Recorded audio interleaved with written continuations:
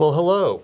My name is Galen Wixon. I'm President and CEO, and I am happy to welcome all of you to the inaugural broadcast of the Lubbock Symphony Orchestra's ClefNotes program. This is a new program. Classical 105.7 has invited the LSO to do a periodic podcast that will feature upcoming events, news about the orchestra industry, and we'll probably in the future find a lot of different guests and answer questions that you may have about our business, which has been around a long time. It's quite unusual in terms of all of the resources that we have to put together to perform on stage at the incredible Buddy Holly Hall. Again, my name is Galen Wixon. I guess many of you don't know me at all, so just a little bit of background about myself. I was born in Wichita, Kansas, a city with a fantastic music tradition. Grew up in the public schools playing the cello, participated in the youth orchestras, went to Wichita State University and have a bachelor and master's degree in cello performance. And then I decided that in order to make a living, I should do something different. So I chose to attend Carnegie Mellon University, and I have a second master's degree in arts administration from Carnegie Mellon. And Pittsburgh was a fantastic place to learn about arts administration and all of the ins and outs about how arts organizations are funded, how we market, and how we publicize all of the work that we do to create impactful programs in the community. What we'll feature on this program will be, like I said, background about upcoming concerts and future issues in the industry, what's going on to make sure that symphony orchestras survive and thrive in a very challenging environment for the arts generally. To contact the LSO, just to get that on the top of the broadcast here, go to our website, LubbockSymphony.org. You can also call us at the office, 806-762-1688. You can also like and follow us on all of the popular social media feeds that I'm sure most of you have. And, of course, we're on Facebook and Instagram regularly, and we have other venues as well that we put information out on and content.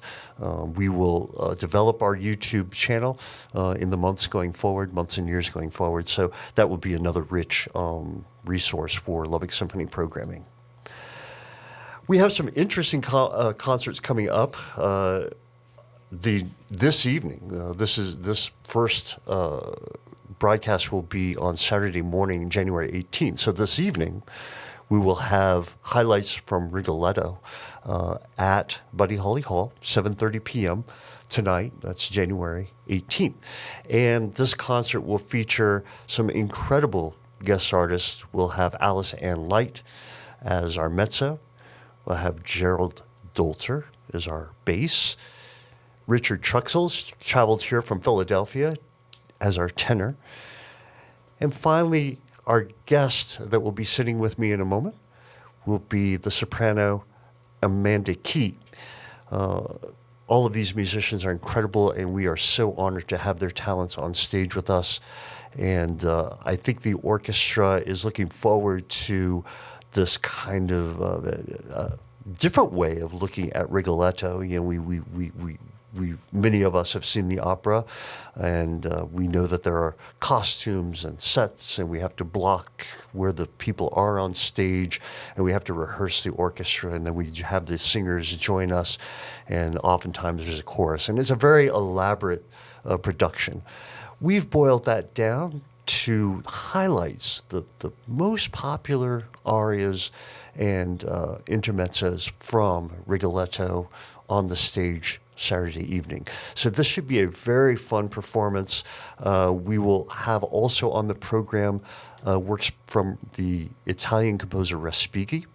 We will have both the Birds and the Fountains of Rome on stage with the highlights from Rigoletto. So it's going to be a fantastic concert. Again, starting at 7:30 p.m. To get tickets, go to our website, lubbocksymphony.org, or call us 806-762-1688.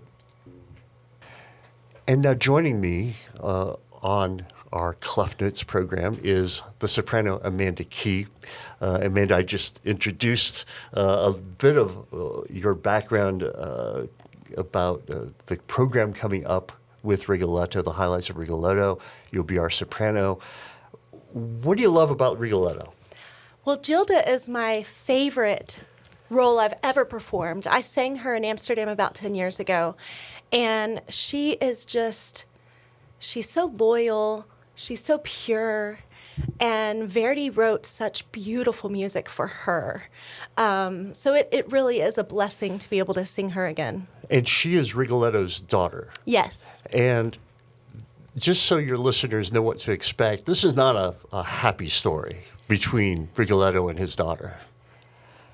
Rigoletto is an overprotective father. He will not allow me to leave the house except for to go to church. Mm-hmm.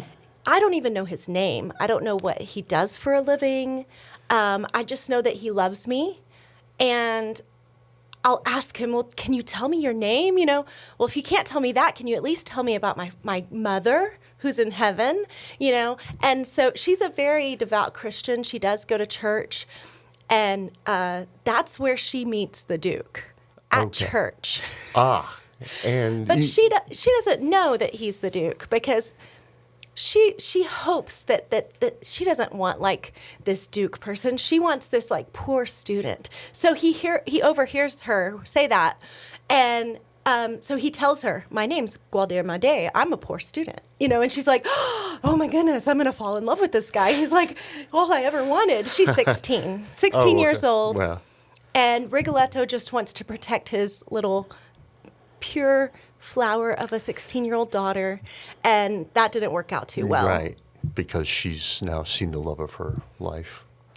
Yes, and the part that we're not singing, she actually gets abducted from her house because they think that it's Rigoletto's mistress, but it's actually Rigoletto's daughter. So they abduct her and they take her away, and the Duca has an entire aria of where did they take her, but actually it's at his place. Right. So when he finds out that, oh, Gilda's at my place, great.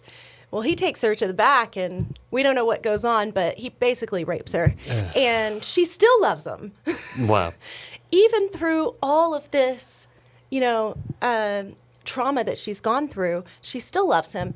And so Rigoletto's like, I am going to get revenge on you for him raping you and everything.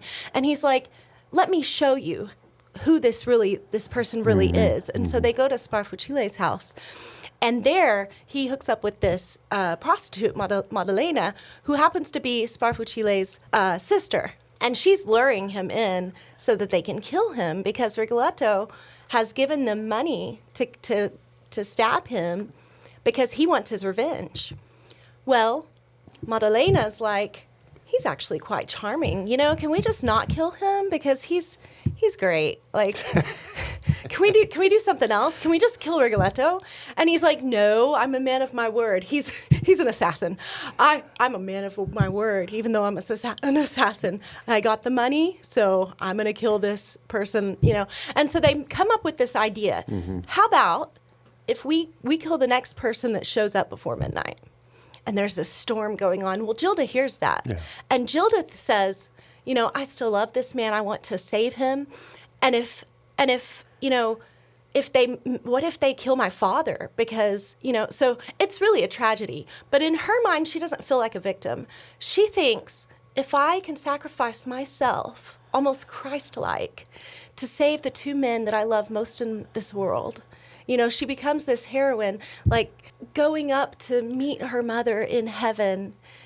She has this whole idea that even though he rapes her, even though he's like meeting with this prostitute, like telling her that he loves her now, she still loves him and still wants to give her life for him. Wow. So it's such a crazy thing. Yeah. And at the very end of the opera, Rigoletto says, the curse. Because at the very beginning of the opera, he's cursed. Right. And the curse comes to an end. I think most of us nowadays would say that's messed up.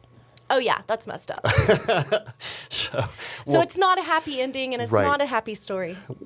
So for those of you who do attend on January 18th at Buddy Holly Hall, you're going to hear this incredible story in Italian, but we will have the super titles projected, so you'll be able to follow the action along with us. It's an important element, in Yes. American opera houses because, most of us don't speak Italian, and so we need a way to follow along. What are they saying? What are they doing? Right. And we will also kind of act out the scene so that audience members will know what's going on. Right. And I was explaining earlier that even though there aren't costumes and blocking, it's still going to be an incredibly emotional experience for people who aren't used to hearing opera. Absolutely. I think it's going to be so much more digestible for the audience member who's never seen an opera before, because it's just going to be 45 minutes of the most beautiful opera arias, duets, quartet. Right. Amanda, you have returned to Lubbock after some time in Europe. So how did you break into opera? How did you become this amazing soprano that you are now? Well, I was born and raised in Lubbock, went to Texas Tech University. I was a voice performance major looking to do musicals. I wanted to do Cats, Les Mis, fan of the opera. My voice teacher at the time, Miss Kathy McNeil, said, but your voice would be perfect for opera. And I was like, opera? What's that? Like Fat Ladies with Horns? I had no idea. So she persuaded me to try out for the opera, and the very first opera, so I made it. And the very first opera that I ever saw, I was in. And that happened to be back in 1998, which was Gerald Dolter's very first opera that he directed at Tech as the opera director there. And I just loved it. I fell in love with the art form. And I started asking questions to Gerald Dolter because he had a quite wonderful career in Germany. And so he's actually the one who inspired me to want to move to Europe and sing opera over there. So I first moved to Austin because I'm also a percussionist, and I was playing drums in a rock band at the time. How about that? And I met my now husband, who's a Dutchman. I told him I'm going to Germany. I've moved all my furniture out of my house, and I'm moving to Germany to sing opera. And he was like, well, hold on now. This is good. We're having a great time. What if? And he actually brought me to the Netherlands to meet his family. And he said, would you live here with me? And I was like, yes. It's a 2-hour drive to Germany, of course. Wow. So we moved to Utrecht, the Netherlands.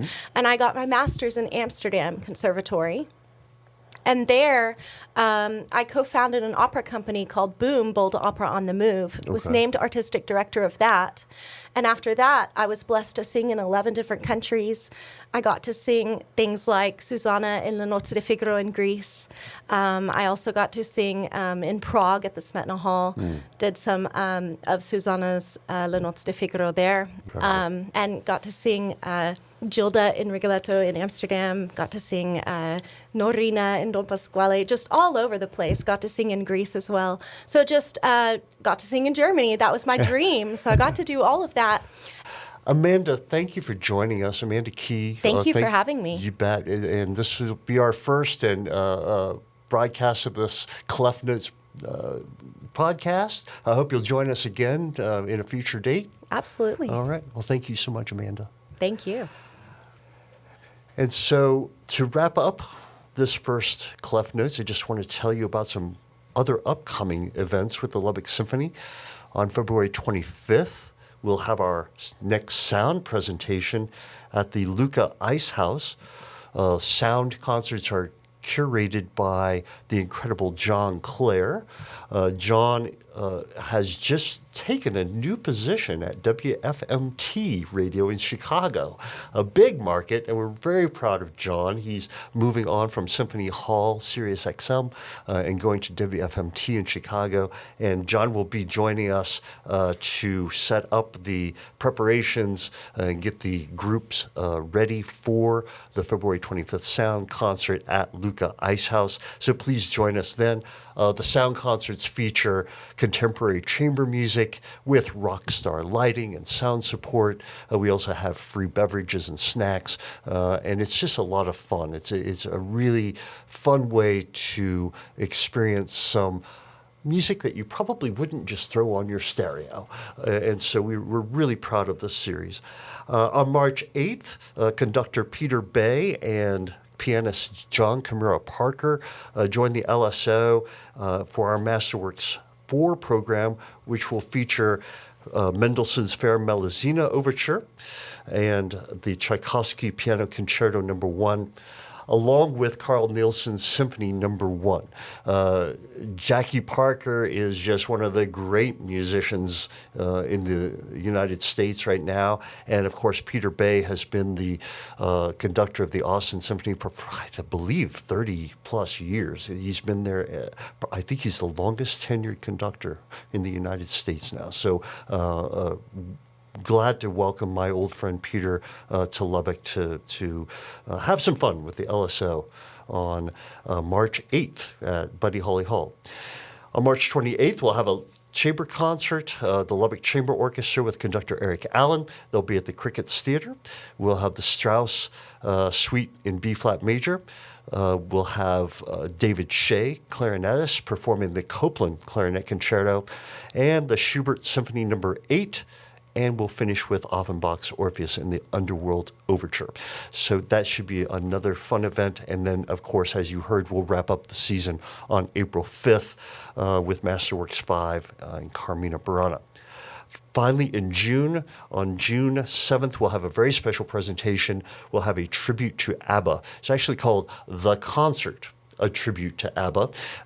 It should be a fun night, so please wear your best disco, bell-bottoms, all those things, and we are going to have just a party at Buddy Holly Hall on June 7th. Thank you all for joining me today on this inaugural broadcast of ClefNotes. I hope you'll all continue to listen to this podcast and always keep your radio tuned to Classical 105.7. This is Galen Wixon. It's been a pleasure. Thank you.